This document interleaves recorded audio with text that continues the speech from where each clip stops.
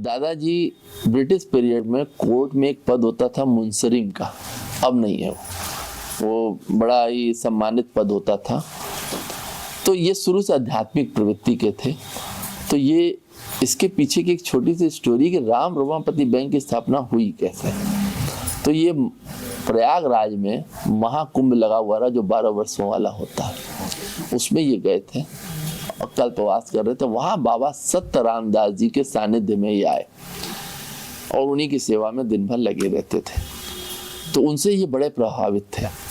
तो जब कल्पवास खत्म हो गया, सब लोग जाने लगे माघ पूर्णिमा के बाद अपने अपने स्थान पे, तब उस बाबा जी से इन्होंने कहा कि बाबा जी मैं काशीपुरी से हूँ। तो बोले तो चलो तुम भी निकलो, तुम क्या हमारे पीछे पीछे कहाँ लगे हो। बोले नहीं, मैं चाहता हूँ कि मेरे द्वारा कुछ मनुष्य मात्र का कल्याण हो सके। तब उन्होंने बड़े व्यंग्यात्मक रूप से इनसे कहा तुम और चलोगे मनुष्य मात्र का कल्याण करने, क्या है तुम्हारे पास? बहुत धन दौलत है तो थोड़े से कुएं खुदवा दो, धर्मशालाएं बनवा दो, राहगीरों का आराम होगा। वो तो है नहीं तुम्हारे पास, और ना तुम्हारे शरीर में उतनी शक्ति है कि बहुत श्रम दान कर सको, वो भी नहीं है। बोला इसी के लिए तो महाराज हम आपके पास है, आप बताइए। तो महाराज जी बोले अच्छा बैठो। कुछ देर उन्होंने ध्यान लगाया और अपने झोले में से यह रामलला जी का चित्र जो रखा है ये निकाल के दिया। बोले अपने स्थान में काशी में तुम काशीपुरी में राम रमापति बैंक नामक संस्था की स्थापना करो, और ये जो नियम अभी हमने आपको पहले बताए ये उसके नियम होंगे। कागज स्याही कलम दवा तुम निःशुल्क दोगे, तुम्हारे यहाँ जो राम नाम आएगा उसको संग्रहित करोगे। इतनी जिम्मेदारी एक साथ सुनते दादाजी थोड़ा सा उनके मन में आया, इतनी जिम्मेदारी मैं कैसे संभालूंगा। ये प्रश्न पे प्रश्न करे जा रहे थे कि ये कैसे होगा, वो कैसे होगा, तो वो सब उत्तर उनको दे रहे थे। बोले अच्छा, फिर भी इनके ऊपर जैसे से लगा कि काफी बड़ी जिम्मेदारी दी है। तो इन्होंने पूछा अच्छा ये जब लोग संग्रह करके लाएंगे तो मैं उसका कब तक एकत्र करूंगा? बोले मेरे अगले आदेश तक।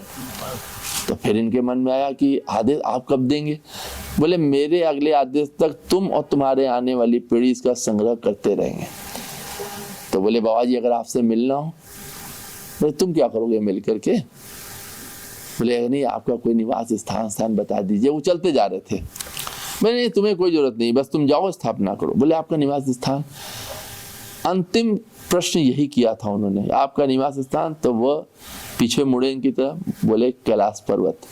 जैसे ही उन्होंने ये कहा इनका तो जैसे जमीन खिसक गई पैर के नीचे की, और इन्होंने ध्यान किया कि वो शिव का साक्षात रूप, लंबे चौड़े जटाएं बड़ी बड़ी, और ये अभी अपने अंतर्मन से निकल पाते। जैसे इनकी अपनी चेतना में आए, सामने बाबा जी नहीं थे। अब ये आसपास सब लोगों से पूछते रहे कि भाई वो जो बाबा जी थे। बोले कौन बाबा जी? बोले जिनके साथ मैं था। बोले आप किसी के साथ नहीं थे? बोले अरे जिनके साथ मैं दिन भर उनकी सेवा करता रहा। बोले नहीं आप अकेले थे, किसी ने उनको नहीं देखा था। तब से ये संस्था ऐसे ही चल रही है और हम लोग को तो अभी कोई अनुभूति नहीं हुई। और कहते हैं टाइम टू टाइम पे दादाजी की उनसे बात होती थी डायरेक्ट। जब भी उनको कोई समस्या है बैंक चलाने में तो ऐसा कर लो, ये ऐसे होगा, वो ऐसे होगा। और पहले प्रांगण छोटा था, फिर धीरे धीरे प्रांगण बढ़े और अरबों राम नाम एकत्र हैं। और देखते हैं आगे, हम लोग को कोई अनुभूति तो अभी तक हुई नहीं। और ये संग्रह चलता आ रहा है जो 19 अरब से ऊपर हो चुका। 98 साल बीत चुके हैं, 2 साल में 100 वर्ष हो जाएगा।